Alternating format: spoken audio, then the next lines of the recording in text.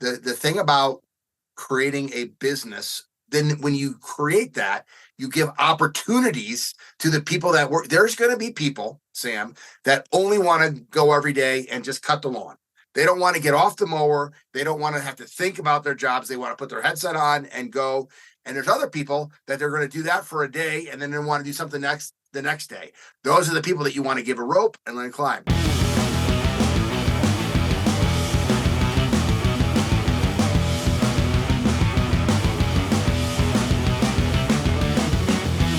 Welcome, everybody, to another episode of the Cultureproof Leadership Podcast. I am your host, Sam Gimbel. This show is all about helping you grow in your leadership. Why is it so important? Because when you grow, everybody around you gets to move forward together. For those of you who have been sharing the episodes, tagging me on social, spreading the word, just know that I see you guys out there. You are making our world better, and I cannot thank you guys enough for being a part of this incredible journey. Just a little bit of housekeeping. We drop a new teaching every single month, and today's episode is kind of a special one. One, we have an incredible guest.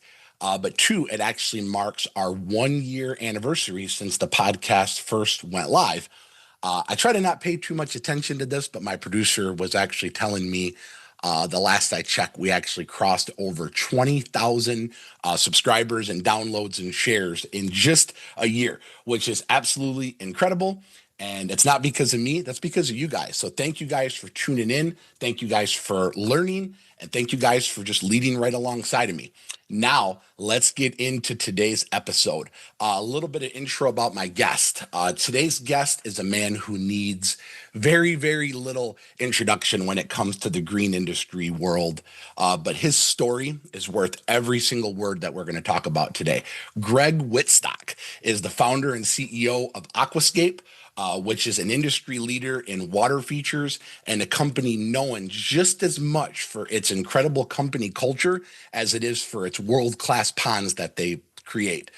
Greg has built more than a business. He's built kind of a movement with a massive YouTube following and a global community of pond builders. And he has inspired homeowners and contractors alike to just dream bigger and create absolute beauty right in their very own backyards. Now, here's what I don't want you guys to miss. What I actually admire most about Greg, one, yes, he's built a great business, but that's not what is the most admirable to me. It's not just his entrepreneurial success. It's the way Greg lives his life. He's a great husband, father. He's a man that openly honors God in every single thing that he does. His beautiful family is at the heart of his why. And you can clearly tell, you'll hear this when we get to dive in with him. It shows in the way that he leads and serves. Now, I have to say one last thing. Greg is a die-hard Ohio State Buckeye fan, which means today's conversation, it could get a little fun because you guys all know that we bleed maize and blue here in the Gimbel household. But that's what's going to make today fun because you know what? Iron sharpens iron. Greg, it is an honor to have you on the Cultureproof Leadership Podcast. Welcome on in, my friend. Go Bucks. I knew. How do you start? How do you go right into just kicking it off with Go Bucks? Come on. You couldn't hold back a little bit? Hey, here's what I'll give you. Back-to-back national champions between our two teams. I watch every Bucks game just because I'm trying to learn strategy for myself. Like I'm speaking to the Buckeye or the Wolverines, through the games, watching them. So no, it's going to be a fun November Saturday this year for sure. I've been going every other year to the big house because my sister-in-law and brother-in-law live in Canton, Michigan. Mm-hmm. So every time we're up there for Thanksgiving, I go to the game. Are you coming this year? We're back home again. Yeah. Well, my wife's health has kept us here. So I would have been there if not for that, but that's one of the things we could sure get into. But appreciate you having me on there. Thanks for that nice introduction. And yeah, definitely a diehard Buckeye grad. I actually graduated college. It took me 6 years to get my 4-year degree because, of course, I was building ponds back then. Makes sense. Well, it's an honor to have you here. I know that today's episode is going to add value to so many people. So many people have been, watching you through the YouTube platform, through social media. Obviously, we've been learning about the situation with Carla, and we've been praying for you guys and your family. And I appreciate you carving some time out to hopefully clear your mind a little bit, because I know you are all about leadership and growth and development. So you get to dive in here for the next, 45 minutes to an hour and just talk shop. So we're excited to have you on. I'll kick it off. I mean, just for those that kind of don't know your story, let's just kind of go back to the beginning. And why don't we just talk about the spark? Like you mentioned that when you were going to Ohio State, you were also building aquascapes. Kind of take us back there. What was the spark that led you to start a water feature business? Sure. Well, listen, I'm a hobbyist. I built my first pond in 1982, well before the internet. So I moved from, grew up in New Jersey, great area in New Jersey, Medford Lakes, New Jersey. I grew up an Eagles fan and a Phillies and a Sixers. And in fact, my mom said the first thing I said when my dad got a corporate transfer to Chicago is, you expect me to give up the Eagles and the Sixers and the Phillies for the Bears and the Bulls and the Cubs? And then two things happened, Sam, in 1985. So you were born then, right? I was 1980. Yes. My birthday's tomorrow, actually. When this episode drops, it'll be past it, but my birthday's actually tomorrow. So, yeah. Okay. Happy birthday. Yeah, a little younger than me. What happened in 1985? The two things that switched my allegiance from Philly sports to Chicago sports. You know both. Oh, you're going to have to give it to us, dude. Totally caught me off guard. Okay. That's okay. The Bears, Super Bowl champs, 1985. And then if you think basketball, Chicago Bulls and Detroit Pistons. Okay, well, yes, that's the bad boys. That's a few years later. That was later. The bad boy era. But 85 is when Jordan came to the Bulls. Oh, see, you're adding value to my sports knowledge today, so I appreciate that.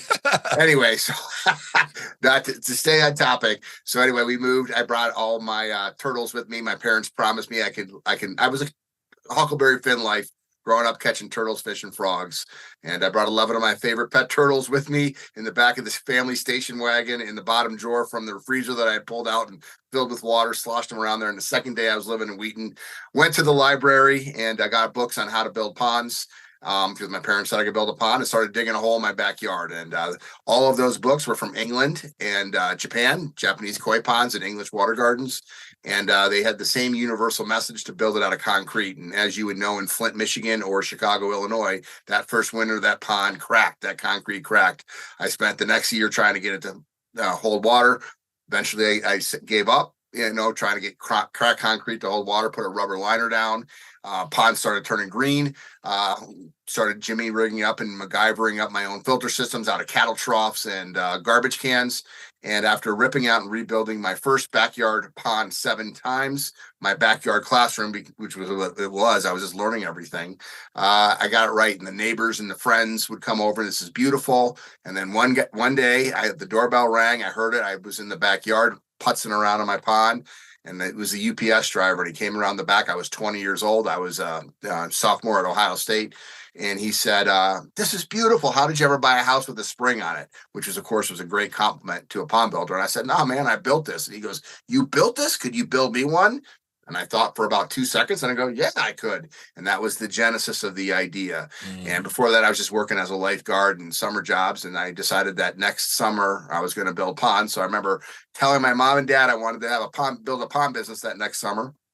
I think I'd make more money than working as a lifeguard if I built 1 pond a month, which would have been, June, July, and August. And I remember that I said, I already had a strong back. I said, all I need is a strong back, a wheelbarrow, and a shovel to get going. And that Christmas, my mom and dad gave me a wheelbarrow and a shovel beneath the Christmas tree. And in May of 1991, Aquascape Designs at the time was born. And I started building ponds. I built 5 ponds my first year, $21,000 in revenue for the summer, $11,000 in profit because I had no overhead. I was working out of my parents' garage, free trailer from the side of the yard, and my business was launched and it was off. So this is the 34th year of Aquascape. My main business right now, thank you. Yes, it is very crazy because everything has happened to me that could happen to me in business thrice now, every decade or something, employees stealing and, almost going bankrupt and all of the problems when the economy turned in 2008. But we became an Inc. 500 fastest growing privately held company 4 years in a row. Basically, we're the largest we're the largest company aquascape in the world for decorative water features. To this day, we're the only manufacturer, Sam, that builds water features, that manufactures professional grade products. I got a patent in 1994 when I was 24, started resupplying those to Action Landscaping and guys like that all over the country. Now it's all over the world. And today my main job is to work on the future and also just showcase the talents of our certified aquascape founder network to the world through Greg Wittstock, the Pond Guy, on YouTube, TikTok, Instagram, and Facebook. I get to travel the world, and about half the time that I'm visiting and profiling it with my social media team, the other half the time I'm just getting to make sure that I'm connected with the customers out there and how I could help them. Our first goal as a business is to help our customers succeed at building, selling, and retailing water features. And my byline is, I love my job, because that's what I get to do every day. I love that. I think I've actually probably stolen the I love my job from you in a lot of my posts, because it's so true that, when you love what you do, you never work another day in your life. And I know that that's kind of colloquial. You touched on something there that I don't want to miss. Yeah. First year you built, 5 ponds, 20 grand revenue, bunch of profit. Obviously now, and we'll get into kind of how you've built the following that you've built, but I want to go back to those first couple years. I think now, if you were to ask anybody, how many hours do we have in a day? The answer is 24. 34 years ago, when aquascapes first got started, how many hours were there in a day? 24. That hasn't changed. But the one thing now, when you think about the power of, the platforms between Facebook, YouTube, TikTok, text messaging, text blast, email blast, one could say that there's actually much, much more time in a day now than there was 34 years ago, because your ability to connect with hundreds of thousands of millions of people is like that, versus before, you didn't have any of that pipeline. So let's go back, because this is something that it really, really fires me up with our industry today, when people just aren't getting the sales or building the following that they'd like to build. But when you go back to 34 years ago and you sold 5 jobs at 21 years old or whatever it was, and you did that, there was no platforms to be able to do it. So when you did your first 7-figure year, what was the difference then versus now? Interesting. Well, I'll answer that question, but let me pivot slightly on that. I built the roadmap. And so I didn't have a roadmap. I built the roadmap, and I then teach people how to do the roadmap. I got so frustrated with people not following the system. I had my marketing team print up a treasure map, and I said, and I go, and I actually drew a line. I put little octopuses and, ships on there. And I just said, follow the plan. And I put so much events on with training besides my social media. We do the Aquascape Academy. We're based in Chicago, of course. So I do the Aquascape Academy in Chicago. We do regional builds all around. And I just say, here's step 1. And Sam, I'm going to go right off on the cuff. And I would say more than half of the people don't follow the first step. Yeah. And it's well, hold on a second. This is what I did. Here's how I did it. Here's the roadmap. And I'm like, yeah, but this, and there's something that derails them from actually taking that first step. And then when they don't take that first step, here's what happens over time. Yep. It's bro, just go back, follow the plan, Stan, keep it simple, stupid, working on nature, not against her, and live the aquascape lifestyle. So the first step, which is not complicated, is have what you're selling yourself. So if you're going to be putting in fountains, or you're going to be putting in pondless waterfalls, or you're going to be putting in ponds, make sure you have one where you live. Let's say you rent, put it in your mom and dad's house, or your best friend's house, follow it so that you can actually be able to confidently talk about it when people are asking. And of course, if they want to see a project that you actually built, you bring them back. Well, half the people that come to our training were for whatever reason, they don't follow that first step, and then they automatically get offline. And that's frustrating me, because it's I had to figure all this stuff out. My first 5 jobs, it was real simple how I sold them. This is back, Sam, in, whatever, you were 6 years old, right? 1991. Yep. The first way I sold my first job was a business card and a picture. at the local rock yard that I was buying rocks at. Yeah. Where I bought rocks from my pond at, and I put it on there, and I sold one to Patty and David Osterkamp. It was a $1,200 sale. I thought I was rich, right? I put a little waterfalls onto an existing pond, and I made $1,000 in 2 days worth of work. Just it was me, myself, and I thought this is a pretty good start. The second job came from a classified ad in the local newspaper. Those were printed things that people used to read, and those 2 jobs each sold me another job from it and one more. So I sold 5 total jobs, 2 from marketing and 3 from people that they knew or people that saw the projects that I built for those first 2 jobs. So that was my first 5 sales, $21,000 in revenue. And I brought people back to my house that wanted to see an example. Of course, my pond looked great because I had put it in 1982 and it was my classroom. So this is how I started. So I talk about this, I share these things, I explain these things. And the challenging thing is that I just got to get people to just follow the plan, not reinvent the wheel. What we say about Aquascape is we're a franchise system without a franchise fee. We'll give you the blueprint, but you got to follow it. And when you deviate, hey, maybe you'll have success, but I can guarantee you'll have success if you just follow the plan, Stan. And over half the people won't do the first step, which was to have what they're selling themselves, a pond in their yard. I think so many people, and I want to talk about how you transitioned it, into building Aquascape as a brand, but so many people struggle with that identity that their identity is they are the pond builder, or they are the landscaper, or they are the lawn mowing guy. And in fact, when you're trying to transition that into building a brand and being a business owner, there's a big difference between being a backyard pond installer creator and being a salesperson for this brand that's kind of separate from you. Like, yeah, you're the pond guy, but the pond guy is its own brand in and of itself. And so I want to touch on that, because when you think about when you transition from, which by the way, 1991, I would have been 11 years old. Want to make sure we hit that. I'm not that young, but I was 11 in 91. So I was born. Oh, that's right. You were okay. Got it. Yes. 80. So math was never my strong suit. Remember, it took me 6 years to graduate. You're you're awesome. We won't hold it against you. But going back to like the business in a box method, the franchise without the franchising fee. When you were building the magnetic Aquascape brand, was that intentional right from the start, or kind of when did that start to pivot to being the kid that just wanted to build some cool water features? Because so many people get hung up on that. They're so hung up on, this is my design, this is my feature, which you can't scale that, because if you want somebody else to be able to. Excellent question. All right, good. So when did you want to go from being Greg Wittstock, the guy that'll put a pond in your backyard, to building the Aquascape brand? Very good question. I asked myself this question: is this the job of a CEO? Is this the job of a CEO to be building ponds? My answer, some people's answer might be yes. Okay, well then that's okay. Everyone can choose how do they want to do things, but just know that when you limit yourself to what you can build with your own 2 hands, you're limiting your opportunity to grow. That's just a thing. So I said to myself, is this the job of a CEO to be building ponds? No, that's the job of a foreman.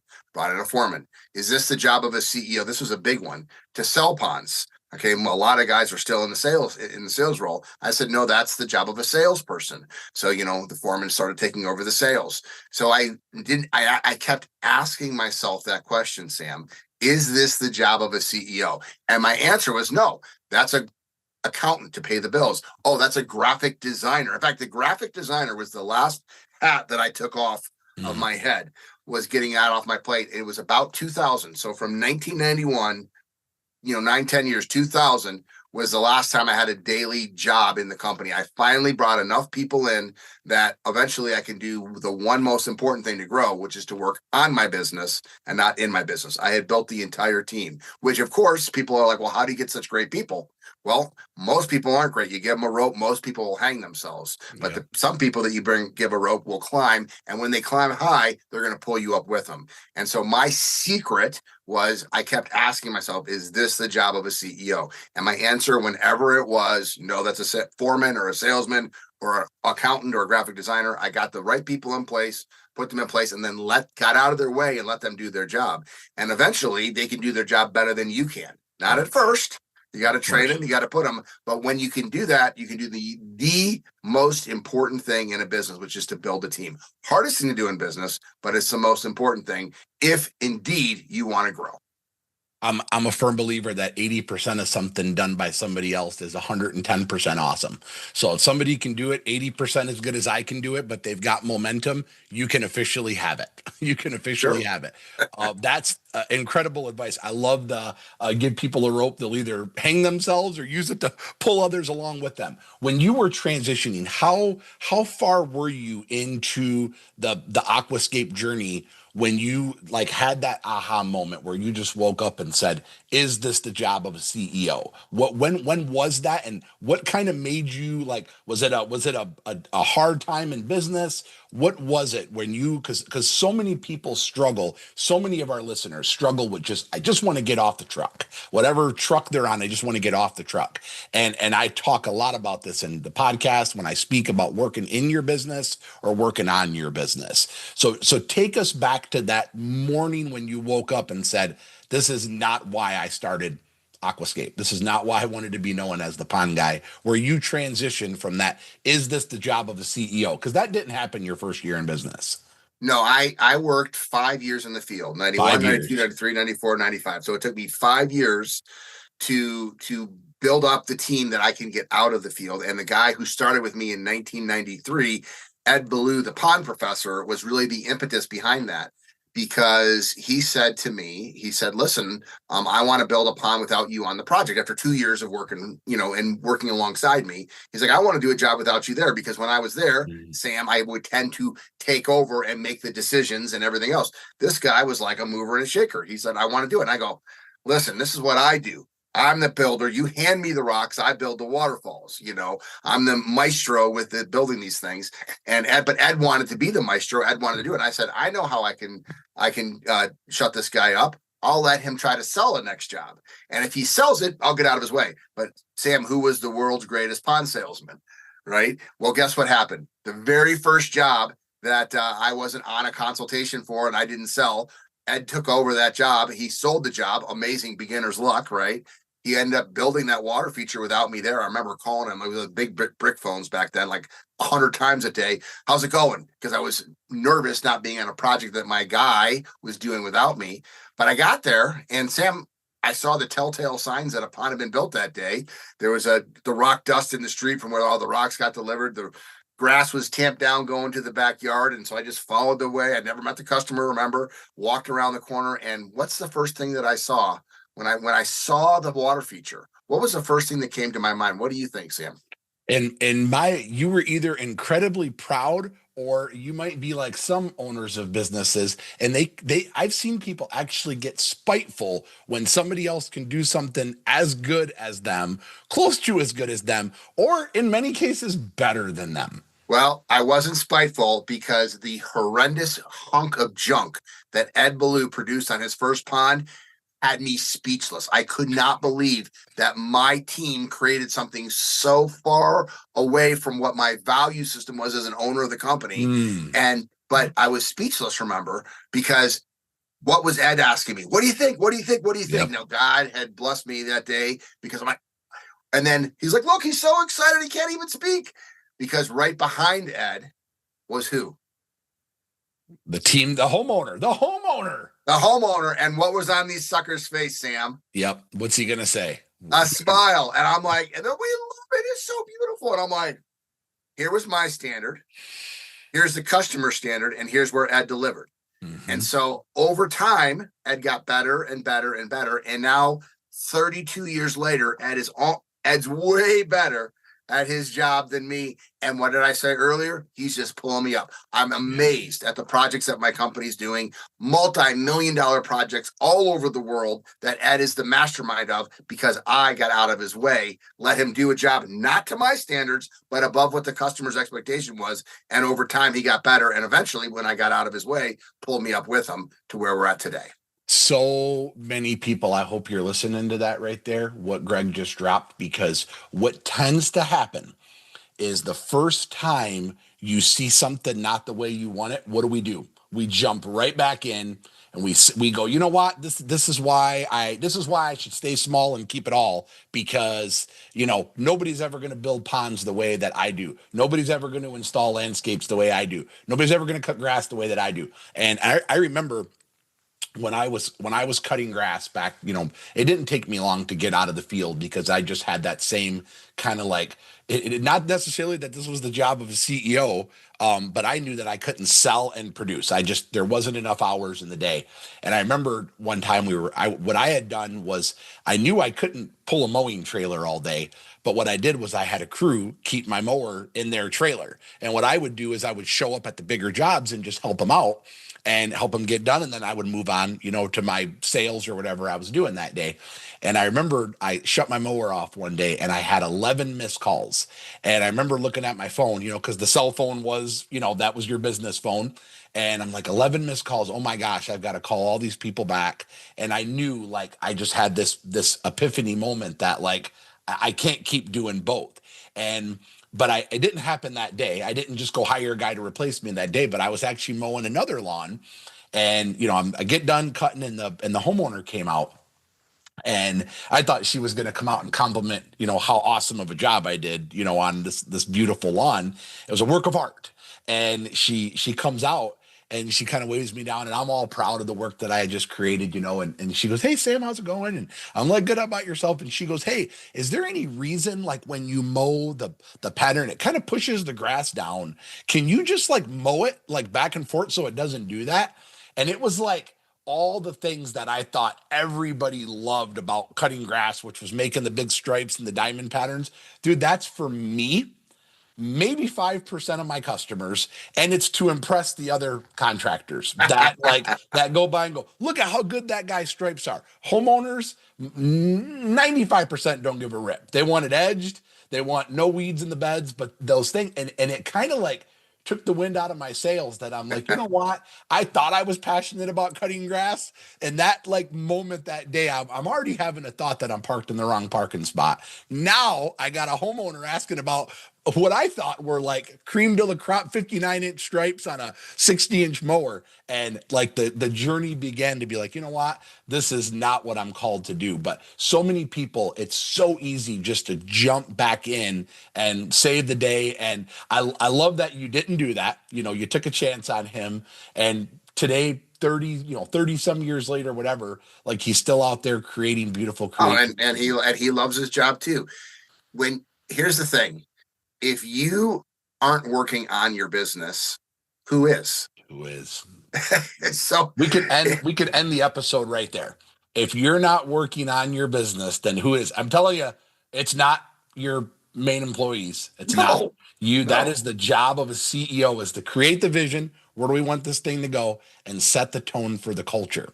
And that everything else, somebody, I guarantee, can do it as good, if not better than you. And obviously in your situation there, it worked out. And so thank you for unpacking that. And I want to make sure, I've got so many questions for you and so many things. I want to shift gears. Yeah. And I want to talk about the vlogging journey. I want to talk about the vlogging, because those, obviously, most people now have heard of you. When I told my son you were going to be on the Cultureproof podcast, he knew all about the pond guy. He knew all about aquascapes. So my son's 12 years old, but he knows about YouTube. Yeah, he probably saw the Chicoio deal joke as one of the top 5 TikTok bad dad jokes of the year. Very much could have been. We'll find that out for you. But take us back to the vlogging journey. How did that start? Because a lot of people, I mean, I can tell you right now, like, when I'm mentoring people or coaching them or talking to, I take the media stuff in our business very serious.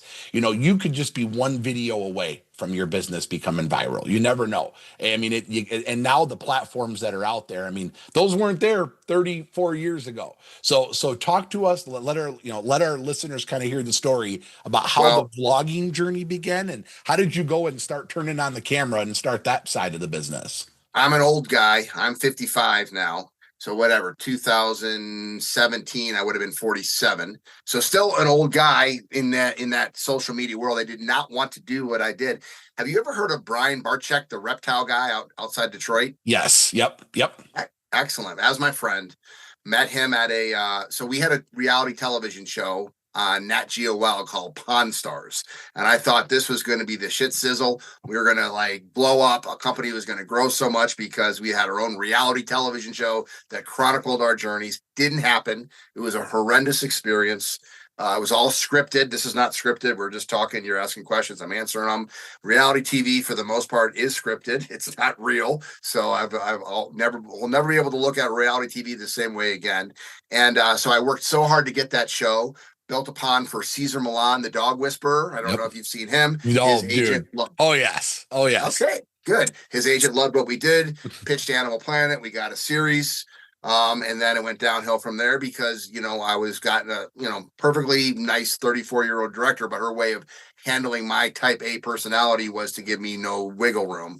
And anyway, but long story short, of course, the horrendous experience of having a reality television show put me into a funk. But my friend Brian Barczyk, who had his own reality television show, and I got to meet through those circles. It's like, hey man, I switched over to YouTube. I have these vlogging things, and I'm like, yeah, I don't know. And I built him a pond for his RJ, his three-legged alligator up there outside Detroit. And I remember him saying to me, "I wish I could have promoted your channel." Like, what do you mean? Like, I just build ponds and we just manufacture equipment and blah, what blah, year blah. was this, by the way? What year was That was 2017. So I was 2017. So we're only talking at the time of this episode, we're 8 years ago. Yeah. I mean, we had a corporate YouTube channel, but we didn't vlog. We had social media, but I really didn't do much of it. I mean, I had a personal Facebook account, but not a business account. Anyway, really shortly after that, within a few months, I think that was the summer of 2017. In the fall of 2017, this guy named Logan Paul, I'm sure you know him. Yep. Logan Paul, who at the time was the top daily vlogger out there, bought a house in Encino, California, $6.5 million home as a 22-year-old kid out there. And he made a little comment in his vlog that he wanted to put a koi pond in, just like the one he had in Ohio. He's a Cleveland guy. The one he had in Ohio when he was a kid. And I'm telling you, Sam, my phone blew up. And people, I had no idea. I knew of Logan Paul, but I didn't really watch his daily vlogs. I had dozens of people reaching out to me, texting me, calling me, saying, "You got to build a pond for Logan Paul." I'm like, well, what the heck? So as this how it works, Brian Barczyk, I knew had been on Logan Paul's podcast blog. So I ended up reaching out to Brian, who then reached out to Logan, who then reached out to me. 24 hours after Logan said that, I was texting with him. 24 hours after that, I was in Encino, California, designing a pond. 6 weeks after that, I was with a bunch of certified aquascape contractors in Encino, California, building him a pond, including Keith Kalpis, another Michigan guy. I know Keith, yep. Stanley Genetic, who was the dirt monkey. He came out there, and there was a few other guys as well. And we ended up building a pond for Logan Paul. And because I was doing that in December of 2017, I decided I should start my own YouTube channel. And overnight, the day I think I had one or two episodes that I had just kind of, the first one was with, I went to Green Industry Expo, Hardscape Expo down in Louisville. That was my very first vlog, number one. And ended up starting my own vlog channel. And as soon as Logan Paul's episode premiered, I gained 10,000 followers overnight. Just like that. You never know. You never know which one. And I guarantee at that time, you wouldn't have considered yourself an expert vlogger. You just started and now you just carry that thing around, wherever you go. Well, here's the thing about that. I didn't know what content I was going to produce, but I just started producing. And then I eventually fell into my thing, which is to basically travel the world, visit my certified aquascape contractors water features, and showcase them to the world on my not just my vlog channel, but this is where it's evolved, because it was just vlogging back in 2018 when I started, and now it's Instagram and TikTok and Facebook, and I don't do any of that stuff myself, or very little, I should say. My team does. So I have a social media person with me everywhere I go, and a videographer that does my YouTube. And then, of course, they use back end. They edit the stuff. They use outside editors to do it. And I produce, I've got 2,000 vlogs out there right now. So I've stayed with it, and 180 million, views on YouTube. Unbelievable. I'll give a plug to a friend of mine, Brandon Pleshak. He owns a maid business, and he's done some mentoring for my media team. And Brandon started sharing cleaning videos of just like ways to get a stain out. Nothing special. And one video went viral about how to do, I forgot what it was. It might have been cleaning a toilet, actually. And the guy can't keep up now with the amount of work that he has, with the amount of people that want to be part of his team. It just took that one video. He's been on Good Morning America now. I mean, like, it's just, you just never know. You never know what could be on the other side of that. So many people do analysis paralysis. Yep. And they just don't jump in there. And who cares if your first vlog was the Green Industry Expo? Today's vlogs are visiting certified contractors all over the world. It evolves. So just evolve with it. But you got to start. You've built, I mean, obviously Aquascape is an incredible business. The Pond Guy is an incredible brand. You guys we're going to get into like your facility and the culture you've built and all that. But I want to talk about the following there, or whatever it was, 180 million downloads or views, whatever it is. What role do you think that video content has played in the culture of Aquascape? Well, listen, it's a great way to recognize my best customers. Yeah. Right. Which is recognition is a huge thing. I think contractors are historically not very good at that with their team. And so I get to visit my best customers, and they get to take me to their favorite ponds, and then I get to showcase it to the world. And everybody's so honored, Sam, that I come there. Oh, thank you for visiting. I'm like, hey, thanks for having me. They feed you. They're just so honored. And I'm like, this is fun for me. I get to see beautiful water features, hang out with some cool people. But the role that it's played is really a defining thing for our culture, which I know obviously is your one of your main shticks here, because we get to showcase every day on social media the beautiful lifestyles and the people that create them. So that's a cultural thing. I want to be able to put the spotlight on my best customers and promote them. Yep. And I'm a firm believer that if you are proud of your team and proud of the brand you built, other people will be proud to be a part of that as well. And I know that you've built that culture. I mean, for those of you that haven't seen the vlog walkthrough of Greg's facility, and is that right in Chicago or just outside of Chicago? Where's that? So you've never been to Aqualand, huh?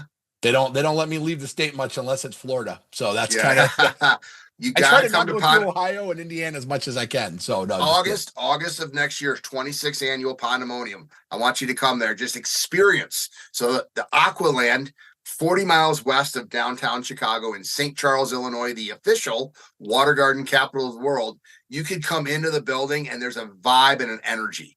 Right. I feel energy, and, we have music. Well, of course, we got water features, but it's the culture, which is on full display. Immerse yourself into our culture. Now, not everybody wants our culture. When you have a tribe, which is what we call it, you're going to have insiders and outsiders automatically for your tribe. But we are very much like centered and grounded on what we promote, the lifestyle that we live, our ethos as a company, which is to help our customers succeed. And this is the value add. Our values are on full display. It's a very strong culture. In fact, Sam, this is my saying: the first job of a CEO is to guide and guard the company culture. Yeah. So, amen. Let's say you have no teammates. It's just you. Do you have a company culture? I mean, you have the culture you create for yourself. It's all in one. So it's do you call customers back? Yeah. Are you integrity? Of course you have a culture, but then you find people and you attract people. Like, I don't hire anybody. They don't let me hire anybody at the company. I got 130 teammates or so at the company. I'm not good at interviews. I'll ask illegal questions just because I'm curious. right? Don't hire somebody.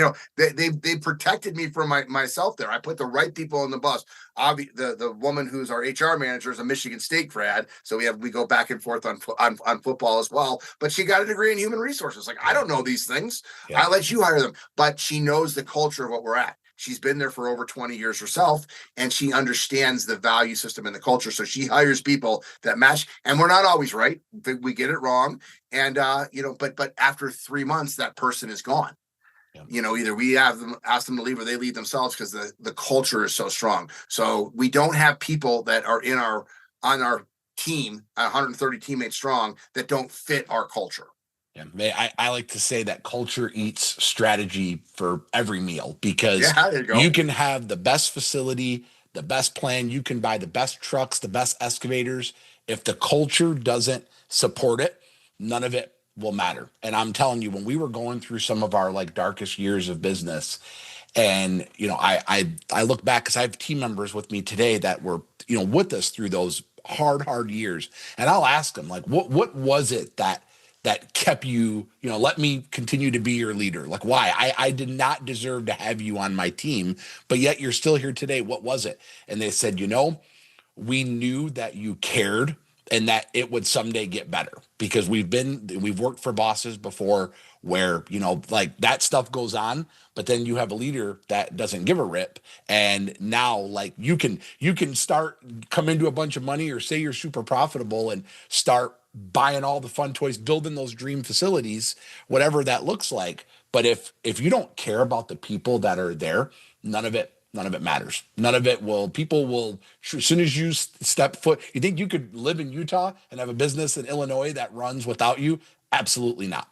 Absolutely not. Walk us through the headquarters there. When you were designing that, what made you think, because I know it had your hands and vision all over that, why did you design that to feel more like an experience? Because it does, because I've watched every video. I know all about it, just never been there myself. But why did you design that to be more like an experience than a workplace? Football. So if you come to Aqualand, when you come to Aqualand for Pandemonium next year, Sam, those who sweat together stick together. The whole third floor is a weight room, indoor soccer court, basketball court. We're the Google of ponds. People call that all the time, spa area, sauna, steam room, cold plunge, hot tub. I wanted to create a workplace utopia that people just didn't come 9 to 5, that they stayed afterwards and played a game of volleyball or pickleball in the pickleball court upstairs, and brought their families on the weekends and sat by the pond and fed the fish, or came in and played soccer with their kids in the soccer court, So I wanted to create a workplace utopia. It's a 250,000 square foot building. I had rented and moved every other year until the last place, which was a 100,000 square foot facility. I was there for 5 years, but just renting. And I always wanted to create a culture and an image and a value system. And that was what the building represented. And it's as cool of a building. It's my dream. I miss it so much. Been out here in Utah for, I'm only going to be in the office about 30 days this year, which is about, my goal is 50. So I got to get back up to 50, but I got some personal issues with my wife right now that I got to be here right now. So it was, when I built it, when I designed it, it was an $18 million investment, by far the most expensive thing that I ever created in my life. But the goal was that I wanted a building that reflected our culture, which was a workplace utopia where people wanted to come to work, hang out and stay at work. And it worked. What are some ways, talking to the person that, let's go past the person that's still on the truck, but somebody that's built a small lifestyle business, we'll refer to it as, a business that supports a lifestyle of the owner. Yeah. What are one or two things that you think that somebody at that level can do to create that workplace utopia, when they don't have $18 million to spend on a facility, but let's just say what are some things that you think to create fun at work? Food. So every time I go back, it's a party, right? I usually wait for a teammate meeting. We have teammate meetings, obviously, monthly when I'm not there, but when I'm there, we always bring in food, right? We have, I don't know, probably another dozen times a year, Cinco de Mayo, Halloween, we congregate, and we have a little message, and we just have fun. I mean, the Halloween costumes are that's the next time we'll be back, October 24th, because the 25th is Halloween. I've already they never let me win. No matter what I wear, they never let me win. Pumpkin carving contest by department. So real departmental pride, things like that. So food. So what can you do? Like, you bring in, and if you're going to have a meeting, bring in food, cater food. It's it's a big expense, but it's a small expense because, you're showing people that you care about them. You're feeding them when you're together. They're now listening, and it's not just some boring meeting, because now it's not just pizza too. We have some pretty nice catered dinners that we have, or catered lunches, I should say, for the most part, but food. So break bread with your teammates. I take my team every time I'm back in town. I take my construction and maintenance guys that are out in the field, the R&D department of Aquascape. We have breakfast together, at 6:30 in the morning, because, we got to get them out there in the thing, and they don't get a lot of the lunches because they're out there in the field. So they're not sitting there with the accountant girls or the warehouse guys or, customer service team. So I make sure I take them on a specific, just, dozen guys and myself out there, having breakfast. So, food. People love to eat. Obviously I've always, even before I knew what culture was, I always just knew I was a person of value that valued people. And because of that, donuts, breakfast, always. But, we started 7 or 8 years ago actually involving the families as well. Like, because obviously when you hire, a man or a woman, you're hiring their spouse. I mean, you're hiring their kids, because people spend more time at work than they do with their families. And that's so good. And I don't even want to refer to that as low-hanging fruit. I've had people tell me before, obviously you follow us on social, and we're big on like the team breakfast and the team outings. And I'll get messages from people that'll say, "Oh man, I've tried that breakfast and it didn't work." The people were almost more resentful because of it. It's like, yeah, the first time you do it, when your culture didn't support it, people are going to be like, what's the motive? Greg wants me to work on Sunday. Sam wants me to work on Sunday. So they always feel there's a motive. But then a month later, you do it again. And then a month later, you do it again. And then people are like, do you think he actually like appreciates what I'm doing? And the answer is yes, but you have to start. But most people want to just do it once and think, oh, my culture is going to go from being an open door and a toxic, nightmare to just changing because you bring breakfast. And it doesn't work that way. But the culture, like I said earlier, culture eats strategy for lunch. On that note, clearly, Mr. Wittstock, you've built an incredibly fun ecosystem, like you mentioned, of in people enjoying what they love to do. Fun is great, but so is accountability. How do you keep your team dialed in without killing that fun energy? Well, that's a great question. I don't. The president of the company does. The managers of the company do. So every department has a budget. So the accountability is, are you going to hit your budget, or are you not going to hit your budget? Are you going to be over expenses? Are you going to, deliver on sales? Because not everybody can deliver on sales, right? But you can certainly, if it's the warehouse, you could certainly hit your budgeted hours for the year. So the accountability, the buck stops with the president of the company, who pretty soon right now, every fall, spends a week with each department, everybody together, because a lot of departments are interrelated. And they basically set the budget for the sales, the overhead, and the gross profit margin, which are the three numbers that you have to set. And then if we're behind in the first quarter, then what are we going to change in the second quarter? Are we going to cut budgets? Are we going to put a hiring freeze on? Are we going to do more marketing to increase sales? Like, what is the plan? So the company is run like a machine, which of course is what it should be run like. And there's a budget. So the accountability begins and stops with the budget, and each manager is responsible for their own budget. So they have to argue for if they want to buy new equipment or, bring on new teammates, what that's going to do to the actual overall sales of the business, what's actually going to do on the efficiency of the business. And if they don't hit their budgets, there's consequences with bonuses. And obviously, ultimately, at the end of the day, the buck stops with each manager. And are they pulling it off with their team? Are they the right person on the right seat in the bus?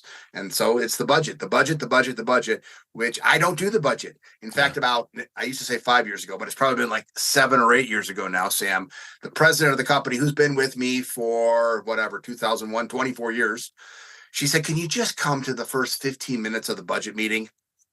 Okay, I can do it. And I went for 30.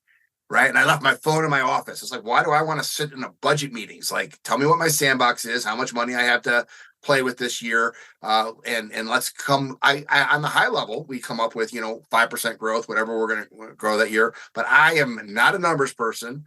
But the company, just because I'm not a numbers person doesn't mean the company can't. So the controller turned CFO turned president of the company does all the numbers with all the departments, and that's the budget for the year. And we don't evaluate it on December 31st at the end of the year. We evaluate each quarter, and we make adjustments along the line so that at the end of the year, we make sure that we hit the one thing that we have to hit, which is our net profit.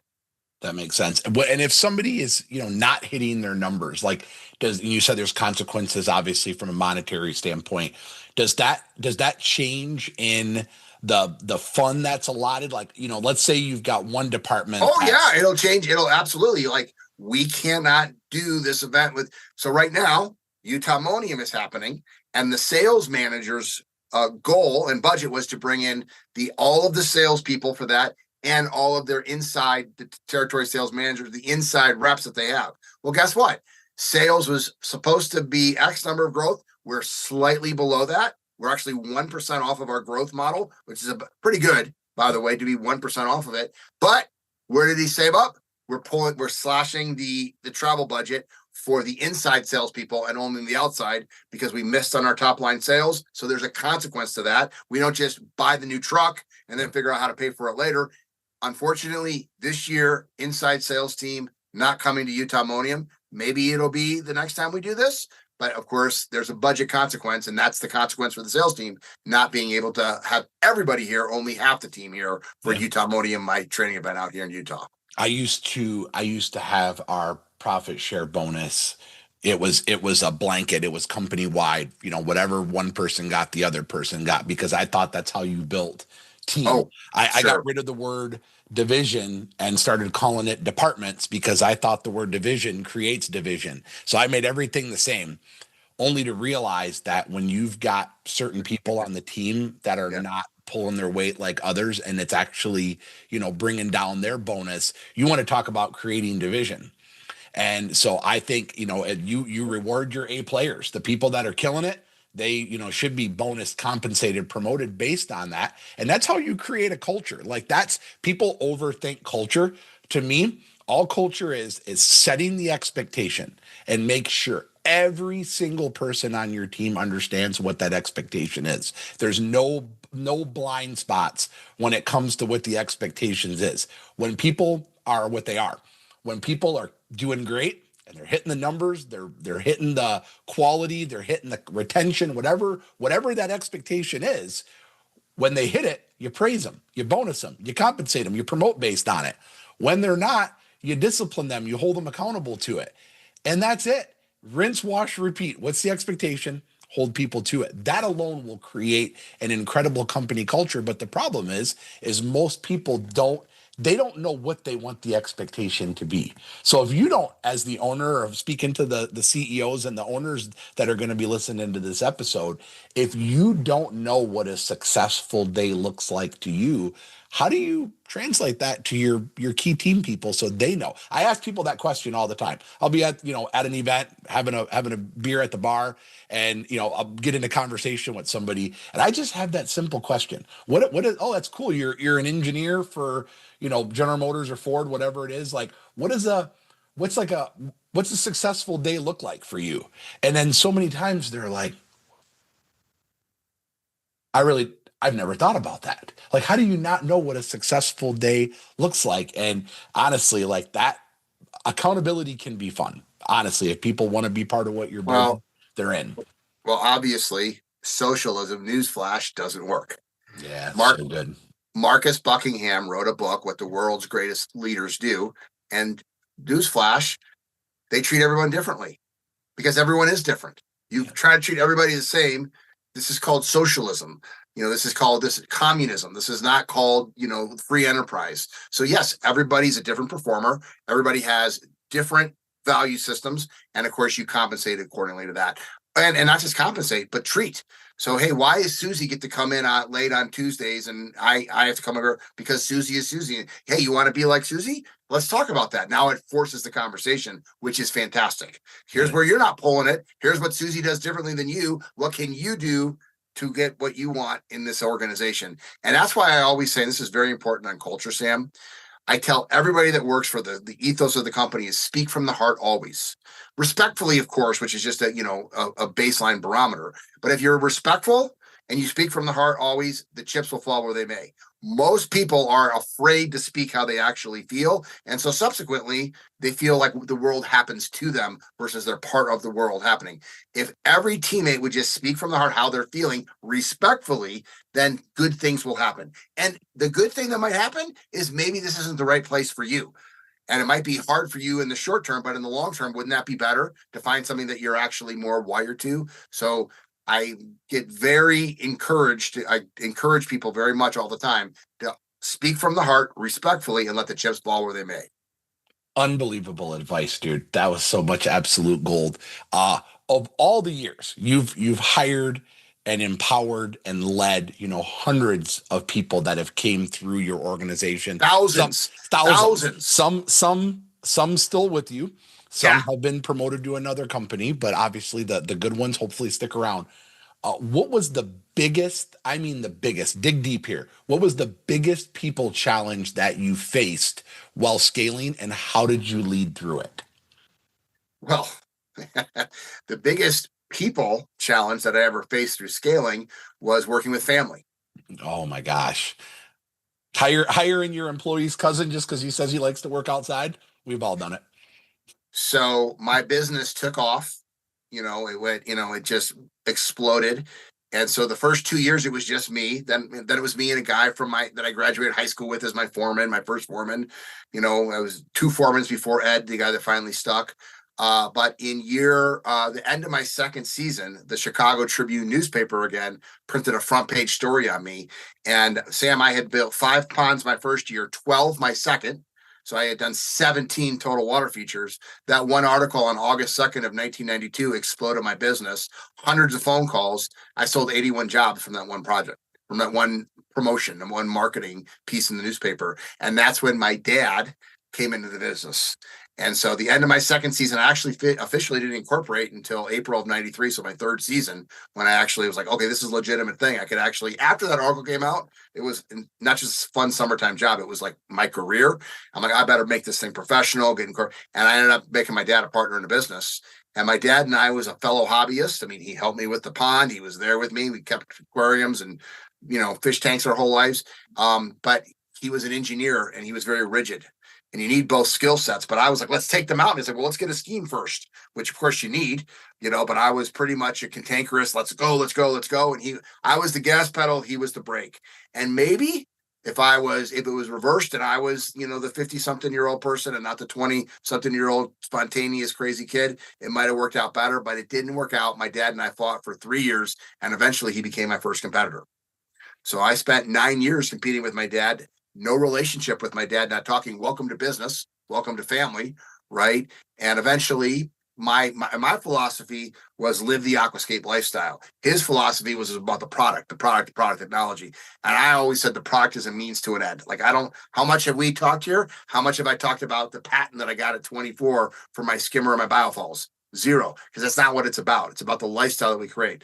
I was proved right. Okay, I bought the assets of his business from the bank in 2006, and we've been great ever since, right? We talk Ohio State football, we talk nature, we don't talk business because we had a philosophical disagreement on business. But if you ask me to dig deep, what the hardest employee, the hardest teammate thing was, it was the business partnership that I had for 3 years with my dad that went south. I couldn't even imagine. There are so many father-son teams that are out there, father-daughter teams, or, nowadays we're seeing a lot more couplepreneurs, as I like to refer to it, husband-wife teams. And that's a good word. We could do a whole episode on just that, right? The things we did right, the things we did wrong. And, should I go into business with my dad or my spouse? I don't know. It depends. What's your relationship like? And I'm a firm believer. If you can't speak to somebody, or if you can't hold a place on an org chart as you would if you were an employee or an owner, you probably shouldn't partner together. If you're ever going Yep. to make any, special circumstances, then it's probably not going to work out well. Greg, last question I have for you.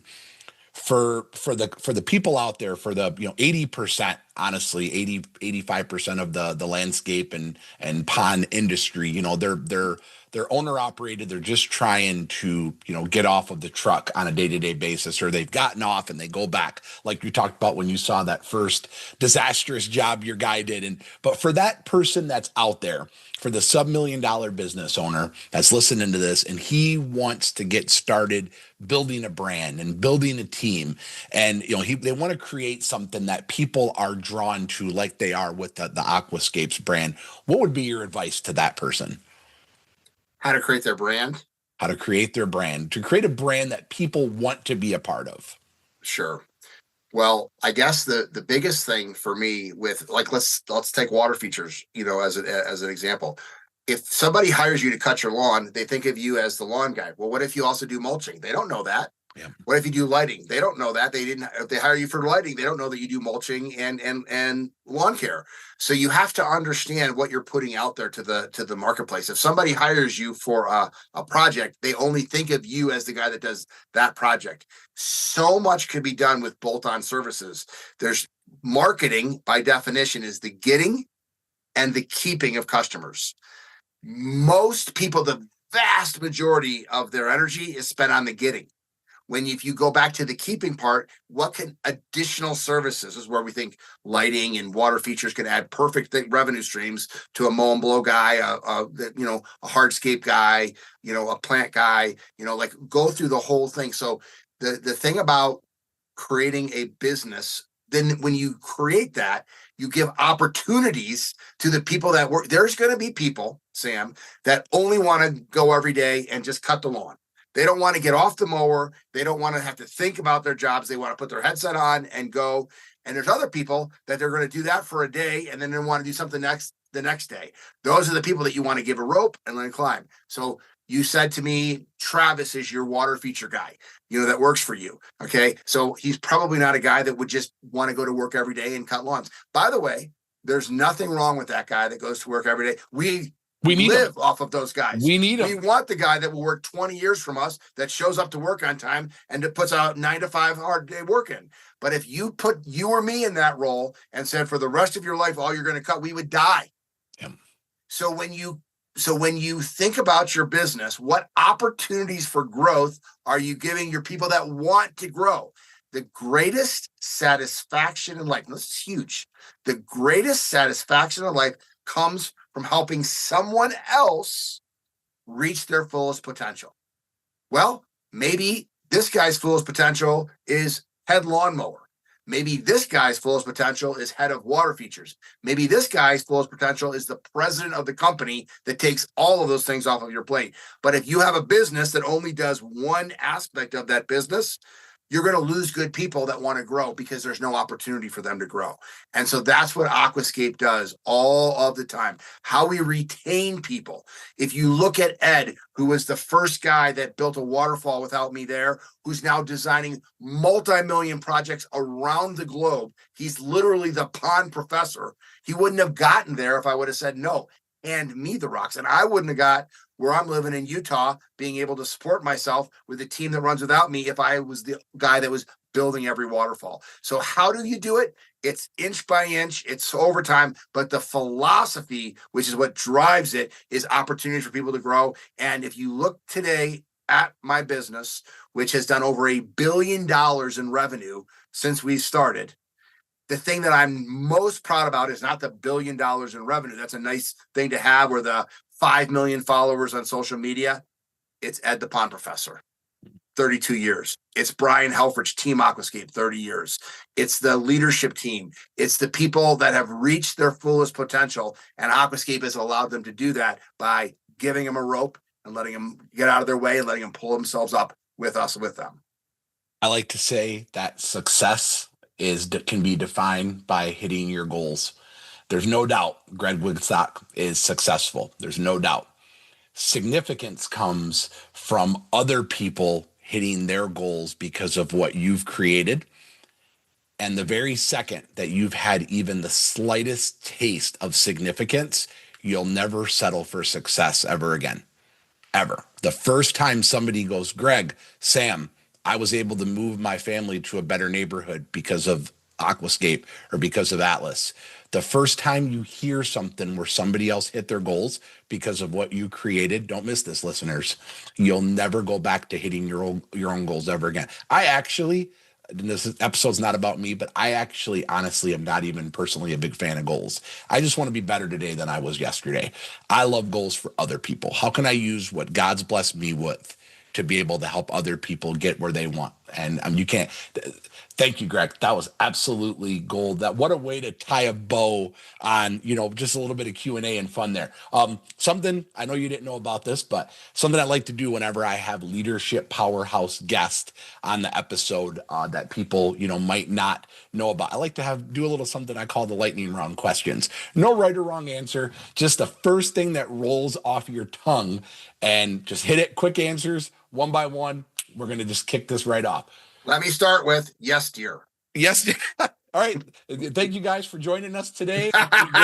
Exactly. Greg, what's your morning routine look like? Oh, that's very good. My morning routine, which I had to modify today because of this thing, is I wake up between 5 and 6, I make my coffee, and I start writing. I love to journal. I love to write. So I'm a big writer. I love to write a lot of things. So I usually start journaling. And then the first message I usually get in the morning is a little picture of a coffee cup, which means my bride is awake, which means I go up and I make her latte and we have coffee talk. That's her favorite thing to do, is have coffee talk for 30 minutes, 45 minutes every morning that she's here and I'm here. But this morning I had the vlog with you. I told her last night, I got this thing going on this morning. And so I got her everything ready for her. I grind the things. All she has to do is push the button, steam the milk. And so she's upstairs. So right after I hang up with you, I'll be up there. So my first thing in the morning is to write. And my second thing is to have coffee talk with my wife. Carla, we appreciate you sharing your hubby with us here for an hour. He's added tremendous value and he is excited to get back to you. Second question. What is one piece of equipment, whether in the field or in the office, that is a must-have for you? What is it? One piece of, don't say GoPro. Yeah, not GoPro, because I don't use it. That's too technology for me. My cell phone. I find it so simple to just record things and post them. Or I don't post much. I actually send it into a Dropbox folder, and then the team posts it. So I'm around. I live with a pond. I visit ponds. I see it. I just record it. I talk on camera. So I'm constantly taking pictures. I'm constantly using my phone as a great work tool for showcasing what it is that we do and our customers do. That's gold. What's one business book that completely changed the way you thought about business? Well, I'll give you two. The book, How to Win Friends and Influence People by Dale Carnegie from the 50s, classic gold thing. I still read it about every other year. I probably read that book. And then the business Bible is Michael Gerber, The E-Myth. So simple. I wish I would have read the E-Myth way earlier on in my journey. I waited way too long, but both great books. As a leader, Greg, what is your biggest leadership pet peeve? My biggest leadership pet peeve would be people that hire people for roles and then don't allow them to do those roles. So I know sometimes, and this is so hard, Sam, I know it's the wrong decision, and I argue. And I push back to my managers, and they, for whatever reason, they want, and every once in a while, I might be proven wrong. But usually when I put my flag on something, if that's their energy and they want to do it, I let them do it. And then 6 months or a year later, when they come back and say, yeah, you were right. Okay, what did we learn from this? So if a business owner, it dictates how to them to do it, and then they don't hit the results, the manager can blame you. Now the only person that they can look in the mirror is blame themselves, because I let them. I'll push back, but if they push back on me, they win. In a tug of war, I let my managers win, and I don't win. And then what can we learn from that? Because even when you lose, you win if you can learn something from it. I just read that in a really good book, Never Split the Difference by Chris Voss. If you've ever read that one, no. It talks about that. When you win in an argument, you actually lose. So sure. That's great. Most memorable, the one most memorable thing that stands out from a YouTube video that you created? What's been your most memorable one? Shaquille O'Neal. I knew you were going to say Shaquille Yeah, O'Neal. Shaq. I mean, knew big kid. So many fun experiences with him. And Shaq is, Logan Paul is up there. And we've done multiple now. So I've done 2 water features for Shaquille O'Neal, showcased them millions and millions and millions of views. And of course, there's one Shaq in the world. Everybody knows who Shaq is. And now the Aquascape brand is forever associated with Shaq. So good. If you haven't seen that yet, I highly encourage you to Google those couple YouTube episodes now. Oh, yeah. Last question I have. What is something about you that people would be surprised to learn? You're an open book. What is one thing about you when people learn it, they'd be like, I never would have thought that. Like when you said Shaquille O'Neal, favorite YouTube, I knew that was coming. But what's one thing about you that if somebody learned, they'd be like, I never thought that about Greg? Well, this is very good. I'll close with this because you said that's the last question, which is perfect. Is listen, what's important? Listen, I've been doing this for 43 years as a hobbyist, 34 years. I'm very public in my promotion of water features, but at the end of the day, what matters most is your family, is your friends, is the people around you. And a lot of people would say, oh, you're so egotistical. You do this, you do this. Yeah, well, sure, I have a healthy sense of pride and ego on stuff, but really at the end of the day, the most important thing is my family, which is why, did you go to the Synced Up event?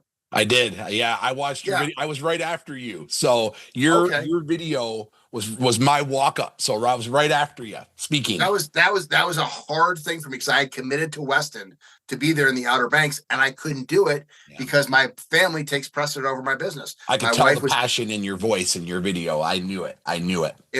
My wife's going through chemotherapy treatments. I need to be here with her. There's not even an option. But while I'm here with my wife, the company moves around. I can still pivot a little bit, make a video recording. My company runs without me. The business runs without me. My teammates run without me because I've gotten out of their way and I've given them the rope. And because of that, I'm able to do what I do, which is to work from Utah, take care of my family, which is the most important thing. That's so good. Greg, I can't thank you enough for committing your time today. And I know that what you're dealing with there with Carla, so many people are praying for you guys, my family included. So we will keep those coming. I encourage you, if you're listening to this, just follow Greg's journey, subscribe to him. You can't miss it. Just go on Google and say Greg, and it doesn't come up with any other Gregs except for Greg Wittstock. So Greg, I appreciate the value that you added to our leadership community today. I want to leave you guys. It's really, really easy to hear Greg's story and hear, what he's built with the millions of views and subscribers and the sales that he's done and the facilities that he's done or he's built and the team that he's built. It's unbelievably incredible and God's using him in a powerful way there. But what I don't want you guys to do is to get stuck in the trap of looking at somebody else's journey and getting stuck in that whole analysis paralysis phase because, you're thinking like, oh my gosh, I need to go big or go home. What I want you to do is just ask yourself, what's my next right thing? What is the thing that I should be working on in my business right now? And if you missed that part where Greg talked about the advice, for the person that just wants to start kind of building that brand, don't miss it because there's absolute gold there. Listen to this episode on slow speed just because you're going to want to, make sure you get your notes there. But if you just think about what your next right thing is, that's where the real growth happens step by step. You want to know something really, really cool about yourself? Today, listening to this episode, you got a little bit better. You invested in yourself. You invested in your leadership and you invested in your future.